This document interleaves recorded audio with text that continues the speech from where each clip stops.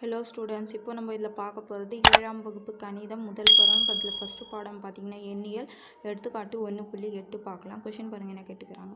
விடுபட்ட முழுக்களை காண்க. விடுபட்ட முழுக்களை நம்ம காணணும்னு சொல்கிறோம். ஃபஸ்ட் கொஷின் பாருங்கள். 0 கூட்டல் கழித்தல் 2345 என்ன ஆன்சர் வரும்? இது கழித்தல்னால் அதே தான் வரும். கூட்டலோட எந்த நம்பர் பெருமோ அதே நம்பர் தான் வரும்.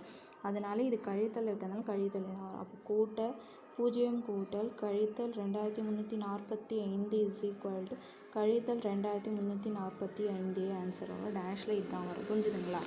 அதுக்கப்புறம் ரெண்டாவது கொஷின் பாருங்கள் என்ன கேட்டுக்கிறாங்க. 23479 கூட்டல் டேஷ் = 0.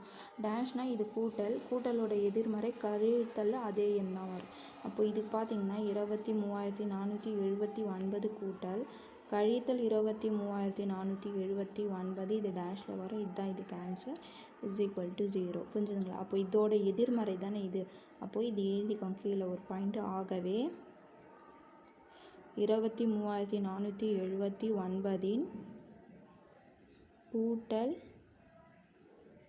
எதிர்மறை கழித்தல் 23479 ஆகும்.